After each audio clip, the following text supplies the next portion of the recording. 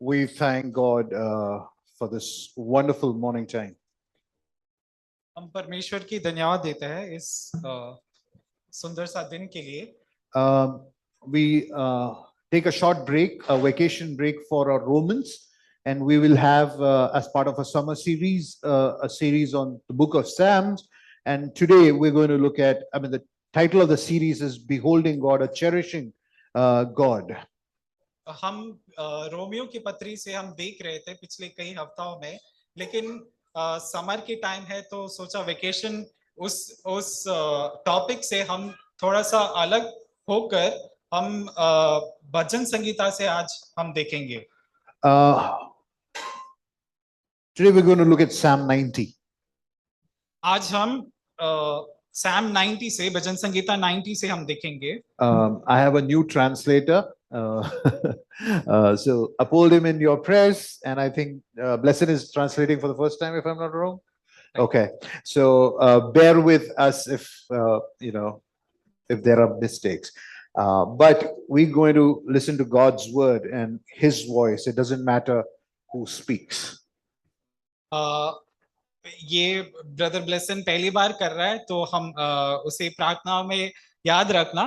और ये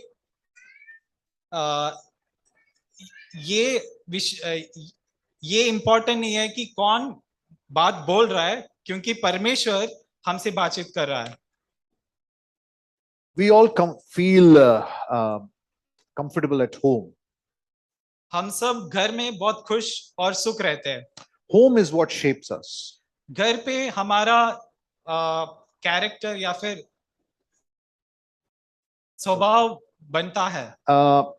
When someone acts, in a criminal way, like where you have these shooters in US, often it is said that they belong to broken homes. So good homes make a good impact on the life of a person. और ऐसा कहा जाता है कि ऐसे जो criminal लोग हैं, जो आतंकवादी है, उसका स्वभाव ऐसा होने का कारण ये है क्योंकि उन लोग के घर ब्रोकन रहता है, टूटा हुआ घर का एक प्रभाव उन पर पड़ी है. When we go stay at somebody's place, or when we are comfortable with somebody's place, what do we say? हम क्या? We feel at home. Yeah. जब हम किसी के घर जाते हैं और हमको बहुत अच्छा लगता है, तो हम क्या कहते हैं कि ये मेरा घर जैसा लगता है. Moses calls God his dwelling place. और मूसा इस भजन संगीता में परमेश्वर को अपना घर और शरण स्थान कहता है. The title to our sermon this morning is God our dwelling place. और इस प्रातःकाल में इस मैसेज का टाइटल मैंने ये दिया है कि परमेश्वर हमारा शरण स्थान है. There are three things that I would like to speak from this song. और इस भजन संगीता से मैं तीन विषय को मैं दिखाना चाहता हूँ. A loving eternal God, एक अनंत काल का प्रेमी परमेश्वर, a fiercely angry God, एक अधिक क्रोधित परमेश्वर, a satisfyingly beautiful God, और हमारे मन को तृप्त करने वाला परमेश्वर की सुंदरता के बारे में. Now you have all these three factors in a home, right? You have love in a home, you have anger issues in a home, you have what? Beauty. Everybody wants a beautiful home, right? Aesthetically beautiful home. Yeah. So हम घर में भी ये तीन विषयों को देख सकते हैं, जो है प्रेम, फिर हम कभी कभी गुस्सा, क्रोध, ये भी हमारे घर में हो जाते हैं, और हमें पता है कि हमारा घर कितना सुंदर है. So let's look at Psalm 90. So आइए हम भजन संगीता से देखते हैं. Why does Moses call God his home or his dwelling place? मूसा परमेश्वर को अपना घर या शरण स्थान क्यों कहता है? Moses calls God his dwelling place because there is a deep longing in his heart. और ये मूसा इसलिए कहता है क्योंकि मूसा का मन में प्रभु के लिए एक बहुत प्रेम और एक चाह है. J.R.R. Tolkien, who wrote The Lord of the Rings, writes, we all long for Eden. और ऐसे एक ऑथर है जिसने लिखा है कि हम ईडन के लिए तरस खाते हैं. And he says that even the gentlest, the least corrupted, the most humane, all of us carry within ourselves or are still soaked with a sense of exile. और वो लेखक ऐसा कहता है कि हमारी पूरी प्रकृति अपने सबसे अच्छे और कम से कम भ्रष्ट, सबसे कोमल और सबसे मानवीय अभी भी भीगी हुई है निर्वासन की भावना के साथ. We have that sense of exile that we are not in our home. और ये ऐसा एक सोच हमारे हमारे अंदर है कि ये हमारा घर नहीं है, हम बंदवाई में है एक तरह की. Moses feels that, right? And मूसा को ये महसूस हो रहा है. First 40 years in Egypt, which was not his home again. और वो पहला 40 वर्ष मिस्र देश में था जो उसका घर नहीं था. 40 years in palace, which again was not his home. और 40 वर्ष वो रेगिस्तान में था, जंगल में था. Palace. पैलेस, अच्छा, वो महल में था. And the 40 years, the next 40 years in the wilderness as a shepherd of sheep. Right. और मूसा और 40 वर्ष इस्राएली लोगों के साथ वो जंगल में था. So in all of his years, he's in the wilderness, he's away from home, is not home, and therefore it makes all the most sense for Moses to say, God, you are our dwelling place. और जब हम मूसा का जीवन को ऐसे देखते हैं तो हमें पता चलता है कि वो एक घर में, अपना एक घर में नहीं रहा है, वो परमेश्वर को इसलिए अपना शरण स्थान और घर मानता है. He has not had a permanent dwelling place all his life. और उसका एक स्थिर स्थान नहीं था जहां पे वो रह सके. And therefore he finds God alone as his dwelling place. और इसलिए उसका एकमात्र शरण स्थान वो परमेश्वर था. And this morning I want you to capture the vision of how God is our dwelling place. और इस सुबह के समय में मैं ये रिक्वेस्ट करूंगा या ये प्रे करूंगा कि आप भी ये देखें कि परमेश्वर हमारा शरण स्थान है. So as he says the Lord is our dwelling place, और वो जब कहता है कि परमेश्वर मेरा शरण स्थान है, he uses the word master. The first word there is the word Lord, Adonai, which means master, which means creator, which means ruler. और वो जब परमेश्वर को एड्रेस करता है, वो स्वामी या फिर एक सृष्टिकर्ता परमेश्वर के रूप में उसको बोलता है. He says, Lord, you are our dwelling place. और वो कहता है, हे परमेश्वर, तू है हमारा शरण स्थान. But the biggest takeaway in these verses is the fact that he addresses, or he calls God dwelling place, but God, you are an eternal dwelling place. और ये वचन से सबसे मुख्य बात ये हमें पता चलता है कि वो एक शरण स्थान, परमेश्वर को शरण स्थान मानता है, लेकिन वही नहीं, लेकिन एक अनंत काल का शरण स्थान समझता है. That is, God is eternal and he is above time. और वो ये कहना चाहता है कि परमेश्वर समय से भी ऊपर है. And that means that he is not frustrated by the passing of time. और इसका मतलब ये भी है कि परमेश्वर को समय का कमी या फिर समय का विषय लेके परमेश्वर कभी परेशान नहीं होता. So this morning when Anushka sat at the table with me and she's like, weekdays are packed, weekends are packed, when will we get some time for ourselves? और अनुष्का ये मुझसे कहती है कि हफ्ते में हमें बहुत काम होता है, हफ्ते के एंड में हमें बहुत काम होता है, हमें कब टाइम मिलेगा? So unstoppable passing of time frustrates human beings like us, but does not for who God is. और हम जैसे व्यक्ति, इंसान लोग को समय का कमी से बहुत मुश्किल या फिर हमें बहुत परेशानी होती है, लेकिन परमेश्वर को ऐसा कुछ नहीं है. But while God stands outside time, God is not detached from being involved with us as human beings. और इसका कहना ये नहीं है कि परमेश्वर समय के ऊपर है इसलिए हमारे बारे में नहीं जानता, लेकिन वो हमारे लाइफ में उतना ही इन्वॉल्व है जितना हम सोचते हैं. And therefore Moses says, God, you are our dwelling place. और इसलिए परमेश्वर हमारे जीवन से इतना इन्वॉल्व है, इसलिए मूसा भी कहता है कि तू हमारा शरण स्थान है. Our dwelling place. तुम हमारा शरण स्थान. He doesn't say you are only my dwelling place. He doesn't just say you are only my dwelling place. और वो ये नहीं कहता कि वो मेरा शरण स्थान है. He says you are our, the nation of Israel, right in front of him, in the numbers of lakhs. Moses says, you are our dwelling और place. Musa God is being enjoyed, this eternal God is being enjoyed as a dwelling place in a community. और मूसा जब कहता है वो अकेला ये नहीं कह रहा है, बट ये इस्राएली लोगों को देख के जो लाखों लाखों है उन लोग को देख के कहता है कि परमेश्वर हमारा शरण स्थान है. When you have a dwelling place, जब हमारा एक घर हो या फिर एक रहने की जगह हो, you are given the rights to dwell there, right? हमको वहां रहने का अधिकार है, इसलिए हम वहां रहते हैं. Therefore, when Moses says that God, you are our dwelling place, जब मूसा ये कहता है कि तुम हमारा शरण स्थान या घर है, Moses is saying, God, you have given us the rights to indwell you.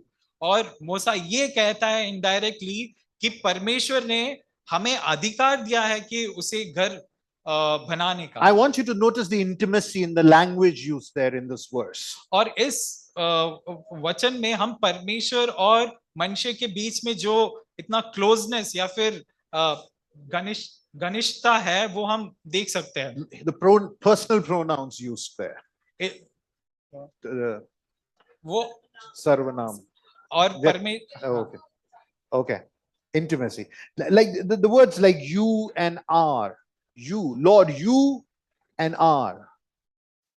और यहाँ पे ऐसा वर्ड यूज किया है कि तुम मेरा, ऐसा वर्ड्स It यूज करा shows है. intimacy. It shows closeness. और ये समीपता. दिखाता है कि हम परमेश्वर से कितना समीप है और परमेश्वर हमसे कितना समीप है, ये दिखाती है. It expresses intimacy. और ये एक इंटीमेसी दिखाता है. Moses says, Lord, you are our dwelling place. मूसा ये कहता है कि तू मेरा शरण स्थान है. Place. What is a place? एक जगह क्या होती है? What is a place? क्या होती है ये जगह? A place is where you belong. जगह ऐसे चीज होती है जहां हम बिलोंग करते हैं, जहां हम जहां के हैं हम. And where we have rights, where we have our roots. और ऐसे एक जगह है जहां पे हमारा रूट्स या फिर हमारा परिवार है, जड़ हमारा वही है. Our creatureliness, being creatures, being created beings, we require place to live. और हम जो सृष्टि है, सृष्टि ऐसे एक चीज होती है जिसको एक जगह की जरूरत होती है. We are not floating spirit beings in thin air. और हम ऐसा नहीं कि हमें कोई घर की जरूरत नहीं है, हम यहाँ घूम सकते हैं या फिर उड़ सकते हैं. So place is what we need. जगह ऐसे चीज है जो जिसकी जरूरत है हमारी. So that we have a sense of belonging, so that we have a sense of roots there. जिससे हमें अपना एक जड़ का एक महसूस हो, अपनापन की महसूस हो. And place is where we interact with other people. और जगह ऐसे चीज होती है जहां पे हम एक दूसरे के साथ बातचीत कर सकते हैं. And place produces intimacy. और ऐसे जगह हम लोगों के बीच में एक समीपता लाती है. That is why when you get married, you live together. You don't live in Jammu as a husband and wife in somewhere in Trivandrum. You see, you live together because you need a place to cultivate that intimacy.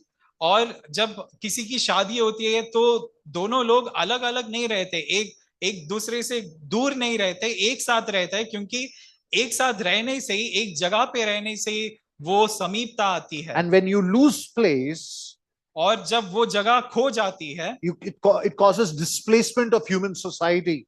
ये एक displacement लाती है, एक स्थिरता हमारे जीवन से उसको वो हट जाती है. And when people are displaced, when they removed from that place, जब किसी को अपने जगह से निकाल देते हैं, the flourishing of human society stops there. और एक समाज की एक समाज फल फूल कर वहां खड़ी नहीं हो सकती. If you have been to refugee camps, you know what I'm trying to tell you. अगर आप कहीं रेफ्यूजी कैंप देखे हैं तो आपको पता चलेगा कि इसका मतलब क्या है. A lack of place breaks down that community completely. एक जगह ना होने के कारण एक कम्युनिटी या फिर एक जोन को कितना मुश्किल हो जाता है. But this is not just true of refugees in physical manner, it is true of all of us in a spiritual manner. और ये ऐसे एक बात नहीं है जो बस हमें एक दुनिया में हमको दिखता है, इसकी जरूरत है, बट हमारे आत्मिक जीवन में भी इसकी जरूरत है, एक जगह की। I quote, we live in a crisis of place. हम ऐसा लिखा है कि हम रहते हैं जगह का संकट में। We are a culture of loners, strangers, and exiles.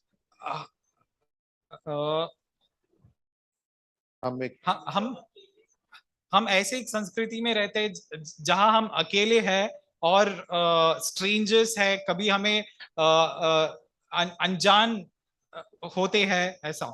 We have no clue where our home is. और हमें पता नहीं कि हमारा घर कहाँ है। But in reality, we are dwellers by nature. लेकिन हमारा नेचर ऐसा है कि हमको एक जगह पे, हमारा प्रकृति ऐसा है कि हम एक जगह पे रहने के वो कामना होती है हमारी। In fact, all created beings have their own habitat. और सब सृष्टि का अपना अपना एक घर और रहने का जगह होता है। Birds have nest, foxes have holes. और हम देख सकते हैं चिड़ियों को अपना घोंसला होता है, और ऐसे जानवरों को अपना अपना जंगल में घर होता है। But question as of today that I want to ask before all of us is, who, what, where is our dwelling place? और इस सुबह के समय में मैं ये पूछना चाहता हूँ कि हमारा रहने का जगह या फिर हमारा शरण स्थान कहाँ पे है? For in Psalm 90, Moses says, God, you alone are our dwelling place. इस भजन संगीता में मूसा ऐसा कहता है कि परमेश्वर है, परमेश्वर तू है मेरा शरण स्थान। So what does Moses mean that God is our dwelling place? और उससे उसका मतलब क्या है? जब मूसा ये कहता है तो उसका मतलब क्या होता है? Look at verse 2. और दूसरी वचन में अगर देखें तो पद में Moses says, God, you are a dwelling place, but you are a God who is everlasting to everlasting. और वो जब कहता है कि तू हमारा शरण स्थान है, तो वो उसके साथ में ही वो कहता है कि परमेश्वर तू अनादि काल से अनंत काल तक परमेश्वर है। So when Moses wrote Genesis 1 and 2, जब मूसा उत्पत्ति की किताब लिख रहा था, पहला 2 अध्याय, do we find God, the mention that God made house for Adam and Eve? क्या हम ऐसा पढ़ते हैं कि परमेश्वर ने आदम और हवा के लिए एक घर बना के दिया? We don't find a house, we don't find a building. What do we find? हम वहां पे एक घर देख नहीं सकते, परमेश्वर ने एक घर बना के नहीं दिया है हम लोग को। You find a garden. वहां पे हम बगीचा देख सकते हैं। And who is the dwelling place for Adam and Eve? और कौन है और कहाँ है आदम और हवा का रहने का जगह? God himself. परमेश्वर खुद उन लोग का शरण स्थान और घर बन। God was to be their place they inhabited. और परमेश्वर है वो जगह जहाँ पे आदम और ईव जी सकते थे। So when they sin, what happens? जब उन लोग ने पाप किया तो क्या हुआ? They lose their rights to inhabit who God is as their dwelling place. जो अधिकार परमेश्वर ने दिया था कि उसमें उसका शरण स्थान बना ले, वो अधिकार आदम और हवा ने पाप करके खो दिया। By the time Moses writes this psalm, और जब मूसा ये भजन संगीता को लिखता है, he probably has led the nation of Israel out of the land of Egypt. और शायद उसने इस्राएली लोग को मिस्र देश से बाहर निकाल के लाया है। 430 years from the time of Joseph. 430 वर्ष बीत चुके थे जोसेफ के टाइम से। In those years, Israel could not find a home in the land of Egypt. और इतना साल वहां रहते वक्त भी एक अपना घर समझ नहीं पाया उन लोग। Obviously, wilderness could not be a home too, right? और जंगल ऐसे एक जगह नहीं है जहाँ पे आप अपना घर बना सके। Moses did not enter the promised land also.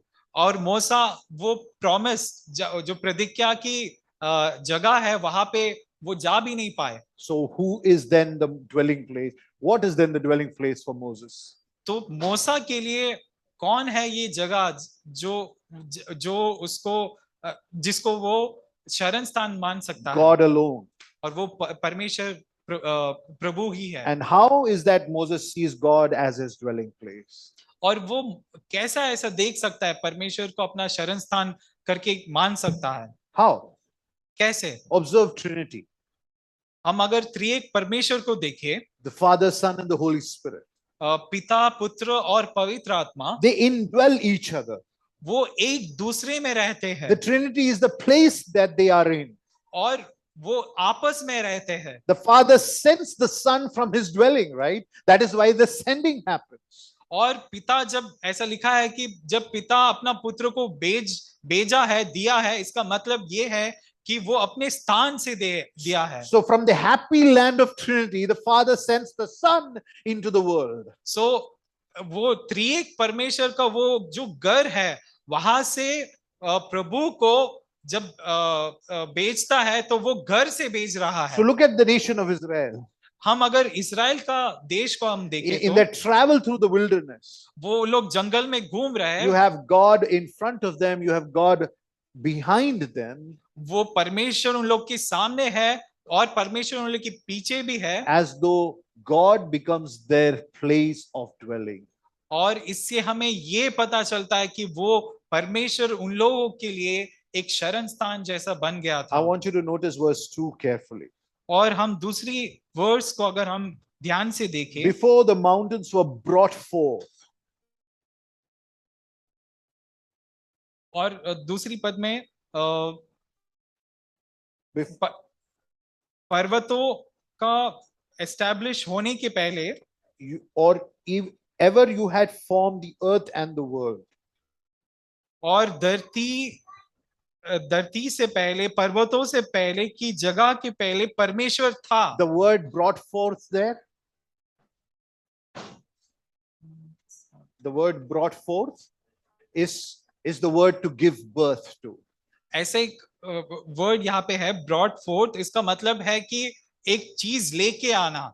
That is, when God created the world, he created it with utmost love, with utmost attachment. Like a mother who gives birth to a child and is attached to the child latches onto the mother. The child makes the mother its home, literally and figuratively. जब परमेश्वर ने जगत की और मनुष्य की सृष्टि की, तो उसने पूरा प्रेम के साथ, जैसे एक माँ एक बच्चे के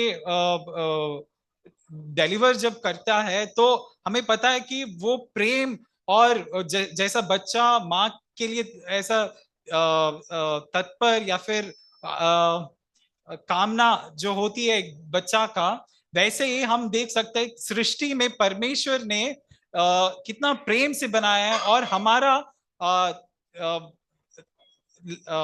मन की कामना है वो परमेश्वर की ओर है. And so God is intimately involved.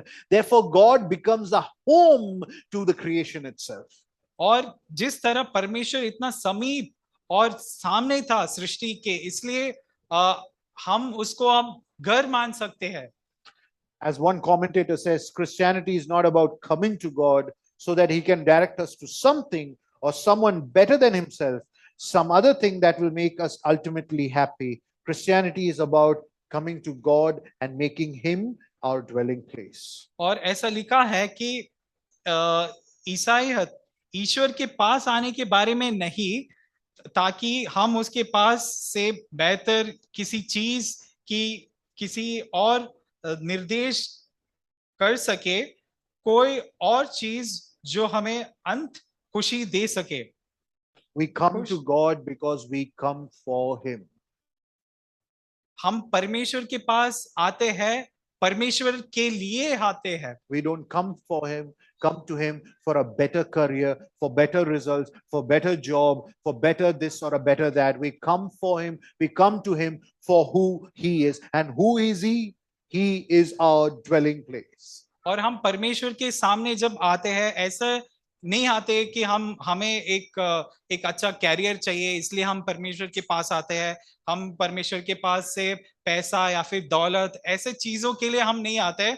जब हम परमेश्वर के पास आते हैं तो हम इसलिए आते हैं क्योंकि वो हमारा शरण स्थान है. What Moses does not say here is, God, you gave us a dwelling place. What Moses says here is, God, you are our dwelling place. और मूसा यहाँ पे ऐसा नहीं कहता है कि परमेश्वर है, परमेश्वर तुमने हमें रहने का एक जगह दिया, लेकिन ऐसा कहता है कि तू है हमारा रहने का जगह। If God is our home, then wilderness does not seem like wilderness. अगर परमेश्वर हमारा शरण स्थान है तो हम जंगल को नहीं देखते। But because we do not have homes in a spiritual manner, जिस कारण हमारा अपना एक घर नहीं है, अगर हम स्पिरिचुअली देखें तो, and as I mentioned, we feel that exile, that we are people who have been exiled. इसलिए हमें ऐसा भी महसूस होता है कि हमें कहीं से बाहर निकाल दिया है। The life seems fleeting. तो ऐसा लगता है कि जिंदगी बहुत जल्दी जा रही है। And therefore we run in ambition, and we run in greed, and we run in jealousy, and we run in for more and more and more, because life, we know somewhere within our heart, is fleeting, it's transient. और हमें ये पता है कि इस कारण जिंदगी में हमें ऐसे बहुत सारी चीजों की महसूस ऐसा जरूरत हमें फील होती है। हमें ऐसा लगता है कि ये चाहिए, मुझे वो चाहिए, लेकिन the life seems fleeting. We know within ourselves the life is. इसका कारण ये है क्योंकि हमें पता है कि जिंदगी बहुत छोटी है और ये जल्दी जाने वाली है। So why does life seem so transient? Why does it seem so short? और जिंदगी इतना छोटी हमें क्यों लगती है? Because we have a fiercely angry God too. क्योंकि हमारा परमेश्वर एक अति क्रोधित परमेश्वर भी He है। is an eternally loving God for sure. वो अनंत काल से हमें प्रेम करता आया है। But he is a God who gets angry. लेकिन वो ऐसा एक परमेश्वर है जिसको कोप भी होता है। Between 3 and 11, verses 3 and 11, the mood of the psalm changes. और अगर हम 3 से 11 पद पढ़े तो इस भजन संगीता में, तो उसका नेचर, वो जो मैसेज ऐसा लिखा है, उसका वो मूड चेंज हो जाता है। It's a depressing tone that Moses picks up in verses 3. और ऐसे एक टोन है जिसमें हमें खुशी या आनंद नहीं दिखती। And it took me at least 10 readings of the psalm to understand why does Moses say, God, you're our dwelling place, and then moves into such a depressive tone. और मूसा का दिल में क्या चल रहा है ये समझने के लिए मुझे कई बार ये भजन संगीता पढ़ना पड़ा। So what hits you in this passage is how Moses puts our life as a life which is short.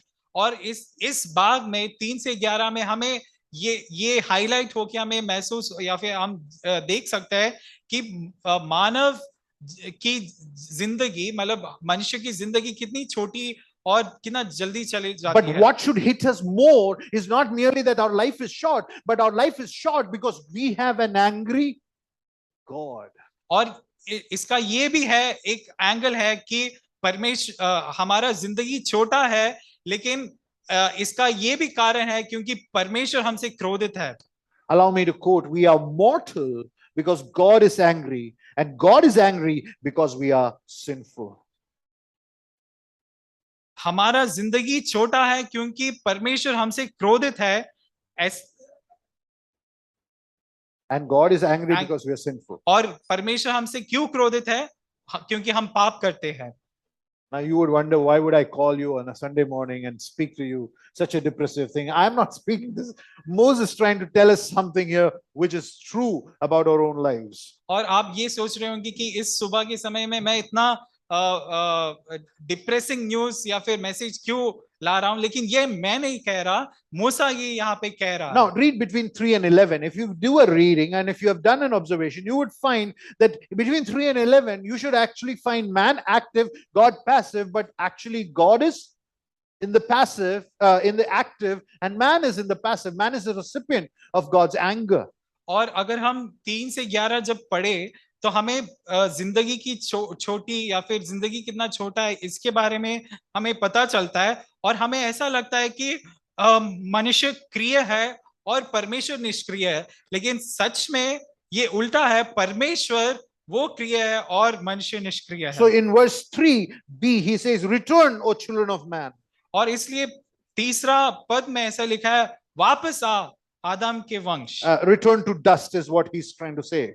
और वापस मिट्टी में आ, You are taken from dust, so return to dust. और तुम मिट्टी से लिए गए हो, मिट्टी में वापस चले That's जाओ। because you have left your dwelling place. और इसका कारण ये है क्योंकि तुमने अपना शरण स्थान को भूल गया है। Your human flourishing, your humanity lies in the home that you are to be in.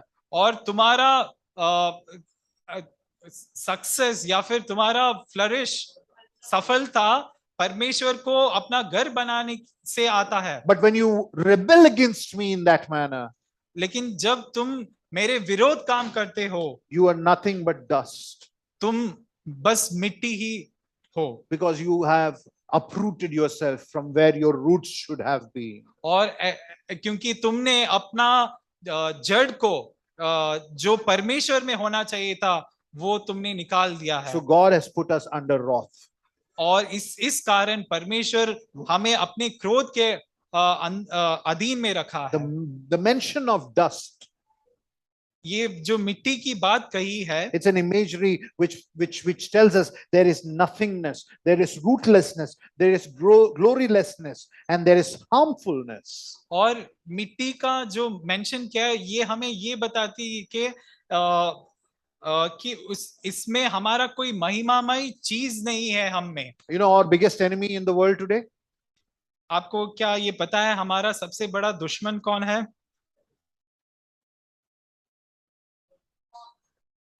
धूल. Dust is our enemy. मिट्टी हमारा एक दुश्मन बन गया है। So today morning my wife made me clean up the fans while I was busy trying to finish up my manuscript. और हाँ, अच्छा, Sheila was Okay, fine, forget it. Dust. And as someone said, we fight dust all our life only to find ourselves in a 6 feet of dust.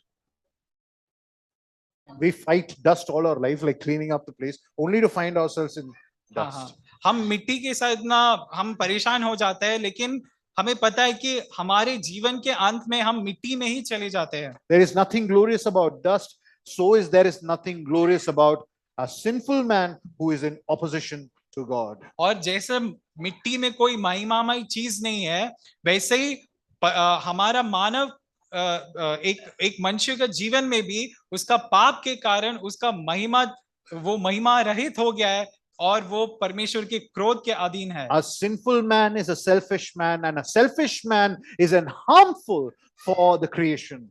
और एक पापी व्यक्ति स्वार्थी व्यक्ति है और A selfish man is harmful for the creation. हाँ, Harmful. हाँ, एक स्वार्थी व्यक्ति सृष्टि के लिए एक हानि, समाज के लिए एक हानि का कारण होता है। Recently, I was reading an article on the ACs. We are also guilty of ACs. Air conditioners. मैं एक आर्टिकल पढ़ रहा था एसी के बारे में। That by 2040, the number of ACs that we will have will actually fry the planet up. That's what is going to happen. और ऐसा उस आर्टिकल में लिखा है कि कुछ वर्षों के बाद जब एसी का जरूरत और ज्यादा हो जाएगी तो ये जगत का टेम्परेचर, इस दुनिया का टेम्परेचर बहुत ऊपर चली जाएगी। So when God brought them out of the land of slavery in Egypt for the people of Israel, जब मिस्र देश से इस्राएल के लोगों को परमेश्वर बाहर निकाल लाता God है, promised them a land. उन लोगों को एक प्रतिज्ञा देती है कि उन लोगों को एक जगह देगा। But they desire to go back to Israel, to Egypt. लेकिन उन लोगों ने क्या कहा? उन लोगों ने कहा कि हमें वापस जाना है मिस्र देश में। I hope Sheba will forgive me for this, but Sheba was telling me that when she reached Kerala, she realized what she is missing: ripened mangoes found at home, and good food, and place to play, and nostalgic about the place we live and where we are. Israel felt the same thing. They were in the wilderness, and they started wondering about the garlics and the onions and the fish they ate in Egypt. और ऐसा हुआ कि शिवा दीदी अपने घर के बारे में जब बात कर रही थी तो वो उसको ऐसा स्मरण आ रहा था कि वहाँ कितना अच्छा खाना मिलता है, क्या रहने का जगह है। वैसे हम देख सकते हैं कि इज़राइल के लोग वापस जब जंगल में थे, उन लोग मिस्र देश को ऐसे देख रहे थे। They wanted meat in the wilderness. उन लोगों को मांस की जरूरत They थी, want water in the wilderness. उन लोगों को पानी की जरूरत थी, They wanted comfort in the wilderness. उन लोगों को आराम की चाहत थी। What did they don't want? उन लोगों को क्या चीज की What they जरूरत did या not want. चाहत नहीं थी। God said, I want to speak to them. And people of Israel said, keep him at a distance. You, Moses, you speak to him and tell us what he wants to tell us. और जब परमेश्वर ने उन लोगों से बात करने का मन किया तो उन लोग ने बोला नहीं, हम बात नहीं करेंगे, मूसा तू जाके बात कर और फिर हमको बता कि परमेश्वर ने क्या कहा है। That is the sin, that they did not want God. और उन लोगों का गलती या पाप यही था कि उन लोग परमेश्वर को नहीं चाहते। And that is where verse 8 says, you have set our iniquities before you. और इसलिए 8 पद में हम देख सकता है कि हमारा पाप, तू हमारे सब पापों को जानता And है, our secret sins in the light of your presence. तू हमारे हर छिपे पाप को देख रहा है। Your wrath, for all our days pass under your wrath. और तेरे क्रोध में हमारे जीवन को खत्म कर सकता है। And our life is short because of that. और हमारा जिंदगी छोटी हो जाती है उसके कारण। You see, we don't want to live considering that our life is short. हम ऐसा जीना नहीं चाहते ये मन में रख के कि हमारा जिंदगी बहुत छोटी है। So we live life maximum. और इसलिए हम जिंदगी पूरे भरपूरी से जीने का हमें इच्छा रहता You है। live once. तुम एक बार जीते हो, So live the fullest. और तुम एक ही बार जीते हो, इसलिए अच्छे से जियो, जी भर के जियो। So Anushka this morning said, next Friday we are going shopping. और अनुष्का ये कह रही थी नेक्स्ट फ्राइडे हम लोग शॉपिंग के लिए जाएंगे। I said I have no money. और मैंने कहा मेरे पास पैसा नहीं है। And Anushka is like, when do we have money? और अनुष्का ये कहती है हमारे पास कब पैसा होता है। We want to live shopping, scrolling, entertainment. We want to avoid everything. We want to numb the reality that life is short. और हम ऐसे कई प्रकार के चीज करते हैं कि ये स्थापित करें कि और ये भूल जाए कि परमेश्वर हमारा जीवन बहुत छोटा है। We want to live as though God is not angry with us. और हम ऐसे जी रहे हैं जैसे कि परमेश्वर हमसे बहुत खुश है। Who wants an angry God? Anybody here? कौन चाहता है एक परमेश्वर जो हम पर क्रोध करे? Oh, we want a happy God. हमको एक Teddy bear God. एक खुश परमेश्वर की जरूरत या फिर चाहत होती है। Or a genie God. और ऐसा जिसके पास हम कोई भी चीज मांगे तो वो दे, ऐसा एक परमेश्वर। We don't want a God in whose home he is angry at our sin. और ऐसे एक परमेश्वर को हम नहीं चाहते जो हमारे पाप को देख के क्रोधित हो जाता है। So these days, mornings, because of extra classes for Anushka and Shija, it's just Nivi and me at home. और शीजा और अनुष्का को एक्स्ट्रा क्लासेस है, इस कारण मैं और निवी सुबह कभी कभी अकेले रहते हैं। And practically every day I'm huffing and puffing, I'm gritting my teeth, I'm making fists. I don't know what all I do, and this girl walks around as if I don't exist. और मैं ऐसे कई सारी चीज ऐसे बताता हूँ, मैं निवी को बोलता हूँ, लेकिन वो ऐसा बिहेव करती है जैसे कि मैं उस वहां पे हूं ही नहीं। Nivi, prepare your bed. She doesn't hear. और निवी को बोलते हैं बिस्तर बनाओ, और निवी वो बात सुनती नहीं है। Put the Bibles back. 5 seconds. 5 seconds. I think you got it. Yeah. This is how we behave with God. और हम परमेश्वर के साथ भी ऐसे ही व्यवहार करते हैं। God is angry. परमेश्वर क्रोधित है at our sin. हमारे पाप के कारण वो क्रोधित है। But we want to watch KGF. लेकिन हमको KGF देखना है। We want to watch the next big shows. और हमको एक अच्छा शो देखना है। That's how we behave. और हम उस प्रकार जीते We हैं। don't want to consider that our sins are the reason for the wrath of God. और हमको ये ऐसा मन में आता है कि ऐसा हम बोलने का कोशिश करते हैं कि परमेश्वर हमारे पापों के कारण हमसे क्रोधित We है। know, if you search your heart, you know someone is angry with you.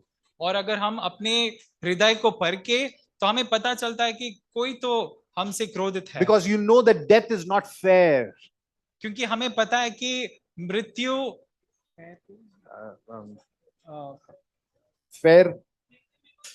मृत्यु का कोई न्याय नहीं होता। You know it's not right. हमें पता है कि वो सही नहीं है। And therefore we immerse ourselves in mindless entertainment and all the other activities just to avoid a reality that we are sinful and God's wrath is kindled against us. और हम ऐसे ऐसे कई सारी चीज करते हैं और जिससे कि हम भूल पाए कि परमेश्वर हमसे क्रोधित है। In verse 11, 11 पद में he says, the psalmist says, who understands the power of your anger? 11 पद में ऐसा लिखा है कि है परमेश्वर, सचमुच कोई भी व्यक्ति तेरे क्रोध की पूरी शक्ति नहीं जानता। Who wants to understand? That's the question. और ये क्वेश्चन ये नहीं है, लेकिन क्वेश्चन ये है, सवाल ये है कि परमेश्वर का क्रोध कौन जानना This is चाहता the है। problem. We don't want to understand the wrath of God. हमको वो समझना ही नहीं है। Who, for your wrath matches the fear that is due to you. और ऐसा लिखा है, किंतु है परमेश्वर, हमारा भय और सम्मान तेरे लिए उतना ही महान है जितना क्रोध। Somebody commenting on this says, the poet observes that the part of the nature of sin is that men hardly ever realize the ultimate relationship between mortality and sin because they live for the movement. और ऐसे ही लिखा है कि कवि देखते हैं कि पाप की प्रकृति का वो हिस्सा ये है कि पुरुष को ये याद ही कभी इसका एहसास है नहीं है कि पाप और मॉर्टल और मृत्यु हमारे जीवन के शॉर्ट होने का कम पाप और मृत्यु का बीच में एक संबंध। बिकॉज हम वो मूवमेंट के लिए जीते हैं, हम वो अवसरों के लिए, उन क्षणों के लिए जीते हैं, और हम उन क्षणों के लिए जीते हैं जो हमें ये क्षणों के लिए जीते जिसे हम ये बात भूल पाए। What the psalmist is trying to say, you need to be in awe of who God is. और यहाँ मोजा कहता है कि हमको परमेश्वर का क्रोध of who God is. हमको परमेश्वर का प्रकृति से परमेश्वर कौन है ये जान के हमें अचंभित होना, विस्मित होना चाहिए। And awe that generates an hatred for sin. एक ऐसा विस्मय जो पाप को घृणा करे। A hatred where sin should not be treated with fascination or flirtation, but as a fatal attraction to flee from. और ये जो प्रभु का भय है, ये हमें पाप की ओर नहीं ले जाता, लेकिन बल्कि उससे दूर लेके जाए। So God is a dwelling place because He's an eternally loving God, but He is also at the same time a fiercely angry God because in His house He doesn't tolerate sin, but then He is also a satisfyingly beautiful home. और हम ये देख रहे थे कि परमेश्वर अनंत काल से प्रेमी परमेश्वर है, लेकिन हम ये भी देखे कि वो अति क्रोधित है हमारे पापों के कारण।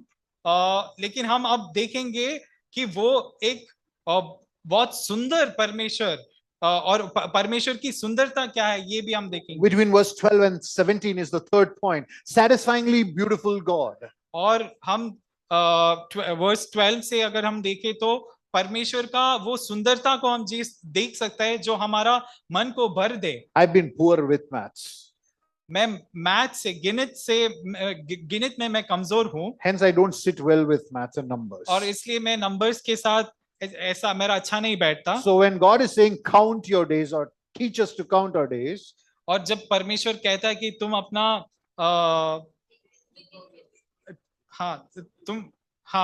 तुम अपना जिंदगी को गिनती करो या फिर इसका मतलब क्या हो सकता है?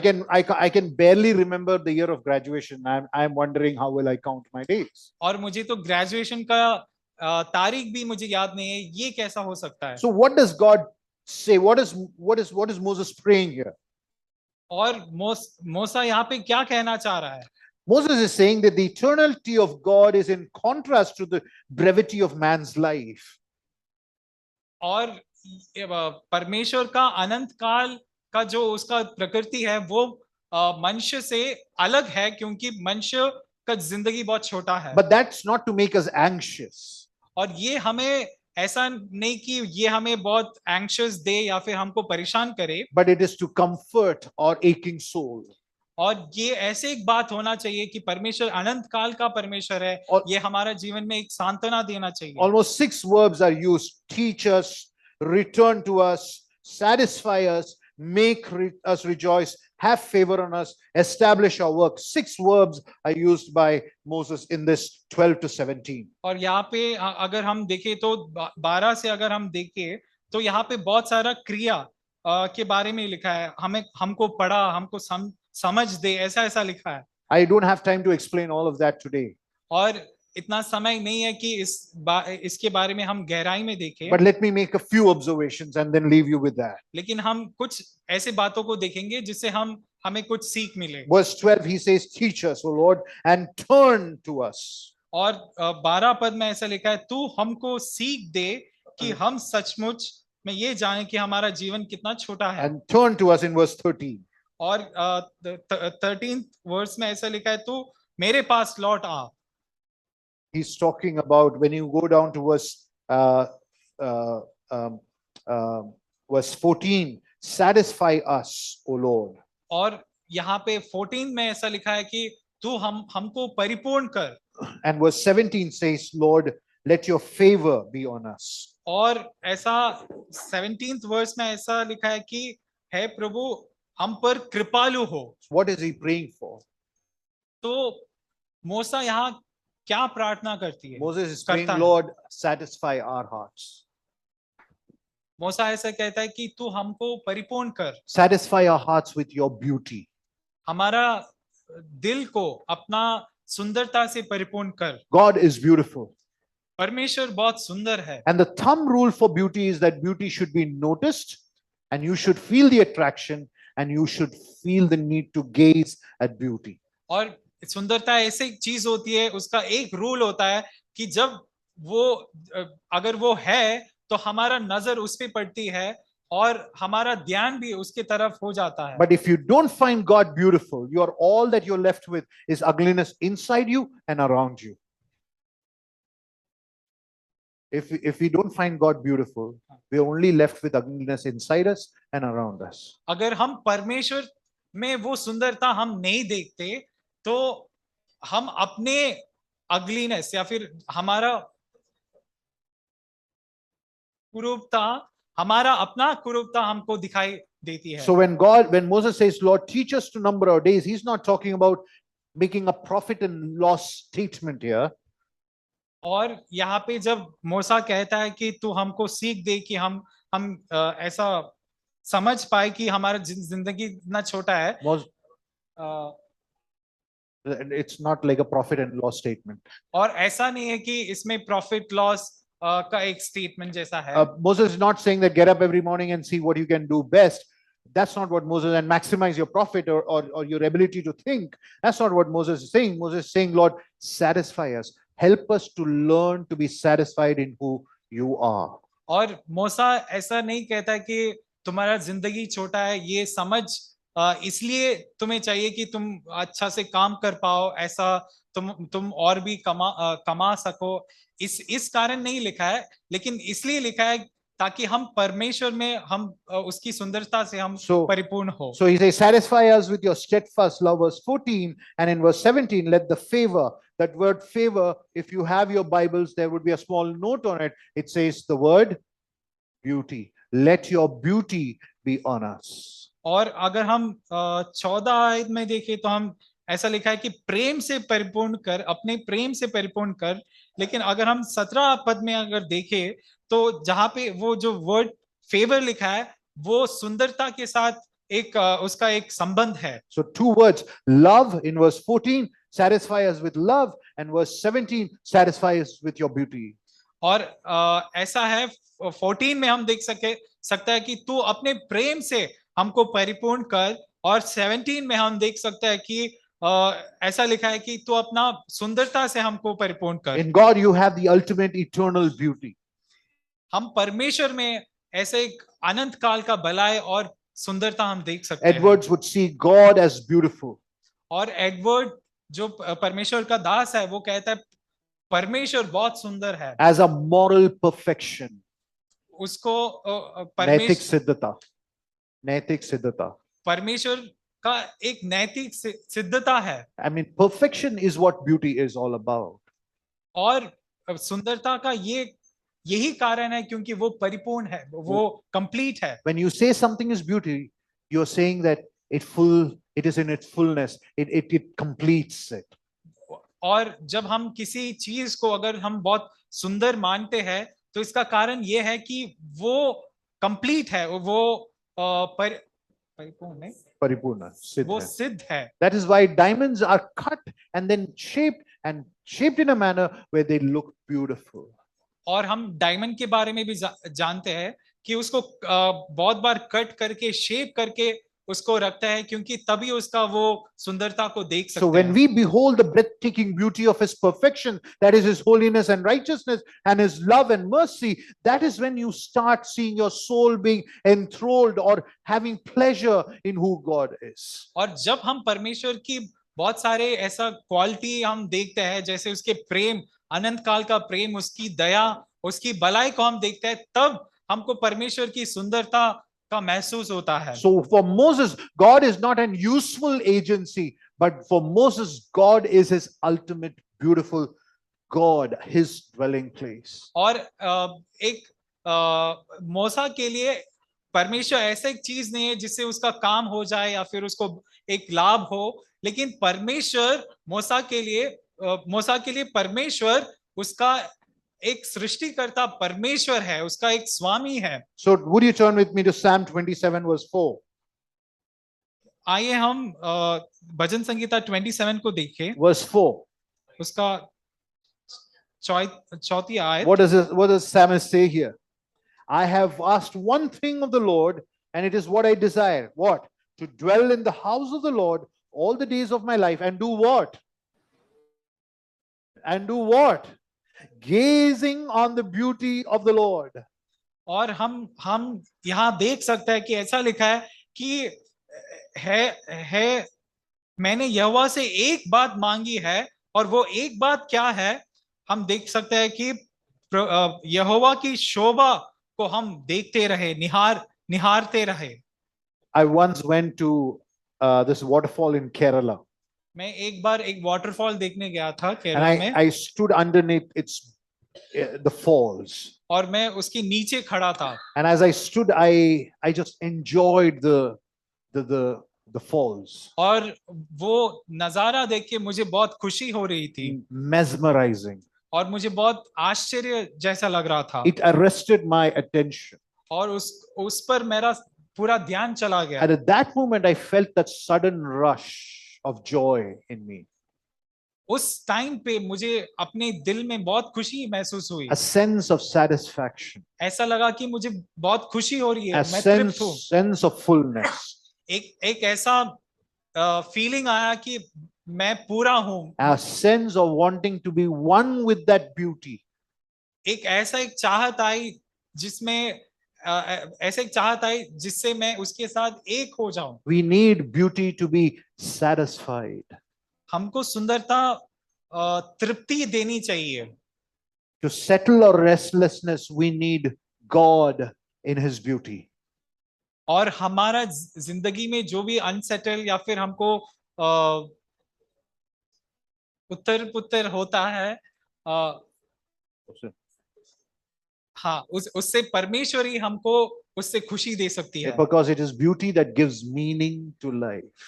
और परमेश्वर की सुंदरता जिंदगी में एक मकसद देती है। When psalmist uses the word gazing in Psalm 27, और जब भजन संगीता, ये भजन संगीता 27 में गेजिंग जो वर्ड लिखा है, निहारना लिखा It है, talks about the concept of beholding, lingering on as we look at him being beautiful God. और इसका ये मतलब है कि उसके और रहना, देखते ही रहना, चिपके रहना। And how do you gaze at the beauty of God? और परमेश्वर की सुंदरता को हम कैसे निहार सकते Through हैं? the life of prayer and through the reading of God's word. और ये दोनों चीज हम ये परमेश्वर की सुंदरता को हम ऐसे निहार सकते हैं, हम एक प्रार्थना वाली जीवन के साथ और परमेश्वर के वचन से हमें देख सकते I'm हैं। not talking about your regimented quiet time. That's not what I'm talking about. और मैं आपका पर्सनल क्वाइट टाइम के बारे में नहीं बोल रहा हूँ। I'm talking about a serious step in your life to make God the beauty, and by entering into a relationship where you pray and where you read for who he is. और हम परमेश्वर की वचन और प्रार्थना में हम लगे रहे ताकि हमको पता चले परमेश्वर कौन है और वो उसकी सुंदरता क्या है। And where God starts to feel like our dwelling place. और तब हमको ये महसूस होगा कि परमेश्वर हमारा शरण स्थान है। So for Edward says that Christian life is not merely activities like quiet time, church meetings and retreats. Christian living is a participation in the life of God. और ऐसा एक लेखक लिखा है कि एक मसीही जिंदगी ऐसा नहीं है कि तुम प्रार्थना करते रहो, ये वो करते रहो, चर्च जाओ, ऐसे ऐसे चीज के बारे में नहीं है, लेकिन परमेश्वर के साथ एक पार्टिसिपेशन, एक संबंध, एक सहभागिता होना। So if you are a Christian, अगर आप एक मसीही है and you are just ticking off a to-do list of a Christian life, और अगर आप ऐसे इसको देख रहे हैं कि ऐसा ऐसा काम करना है मुझे, then you are not truly a Christian who enjoys God as your dwelling place. तो इसका मतलब ये है कि आपको परमेश्वर एक शरण स्थान के रूप में देखने का आपका मन नहीं है। For a Christian, living is fundamentally participation in unceasing explosion of delighted Trinitarian joy and love. Okay, that's fine. As I wind down this morning, as I end this morning, और मैं इसको अभी समाप्त करूंगा, I want you to come with me to that happy land of Trinity. मैं आपको ये request करूंगा कि आप इस त्रिएक परमेश्वर की संगति में आए। The beauty is that God has returned even before man could repent. और सुंदरता की बात ये है कि परमेश्वर एक मनुष्य जब पछताव करने के पहले ही परमेश्वर वापस आया है। The Father sent his son. पिता ने पुत्र को उस त्रिएक जगह से उसको भेजा है। The Son so beautiful. पुत्र जो इतना सुंदर है। The Father who found full pleasure in his Son, in whom I am well. You know that word pleased there is delighted, desired. It's the word pleasured, in full pleasure over his Son. और पिता जो उसका पुत्र से इतना खुश और प्रसन्नता उसको उसने भेजा है। Son so majestic finds himself forsaken on the cross. और जो बेटा परमेश्वर का इतना प्रिय था, वो क्रूस में वो forsake हो गया, उसको तिरस्कार कर दिया. Forsaken by God and man. और उसको मनुष्य और परमेश्वर ने तिरस्कार कर दिया। One without a home. और जिसका एक घर नहीं हो। Birds have nests, foxes have holes, but the Son of Man has no place to lay his head. और ऐसा प्रभु भी कहता है कि चिड़ियों का घोंसला है और जानवरों को रहने का जगह है, लेकिन मनुष्य का पुत्र को रहने का एक जगह नहीं है। He was marred beyond recognition on the cross. और वो क्रूस में ऐसा उसका रूप हो गया कि वो इंसान भी नहीं कहला सकता। He took our forsakenness on himself. और हमारा जो हम क्या हमारे तिरस्कार को, हमारे तिरस्कार को उसने अपने ऊपर ले लिया and cried, my God,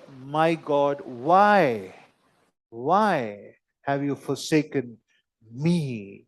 और वो कहता है उस क्रूस में और रोता हुआ कहता है कि है मेरे परमेश्वर तूने मुझे क्यों छोड़ दिया। And let me end with this quote. Jesus is the dwelling of the Father. और मैं इससे समाप्त करना चाहता हूं, प्रभु यीशु मसीह वो पिता का निवास स्थान है. वो पिता का निवास स्थान है And becomes the dwelling of the place of believers. और वो एक विश्वासी के लिए एक शरण स्थान बन जाता है। As a result, और उसके कारण Jesus becomes the meeting place of the Father and his brothers. और प्रभु यीशु मसीह ऐसे एक शरण स्थान बन जाता है जहाँ पे पिता ईश्वर एक उसके लोगों के साथ मिल पाए। In him, that is in Christ, in the house that is his son, believers have family fellowship with the Father. और प्रभु यीशु मसीह में जो हमारा शरण स्थान है वहां पे प्रभु पिता परमेश्वर के साथ हम जैसे लोगों को एक संगति मिलती है। Jesus is the common home for his Father and for his brothers. और प्रभु यीशु मसीह है वो शरण स्थान जहाँ पे पिता परमेश्वर और उसका भाई आपस में our रहते family. हैं। We are his brothers and sisters. और हम परमेश्वर प्रभु के भाई बहन। Where is your dwelling place? आपका शरण स्थान कहाँ है? Let me rephrase the question. Is God your dwelling place? क्या परमेश्वर आपका शरण स्थान है? Let me rephrase the question again. Is God our dwelling place? क्या परमेश्वर हमारा शरण स्थान है? Thank you. Thank you, धन्यवाद। blessing.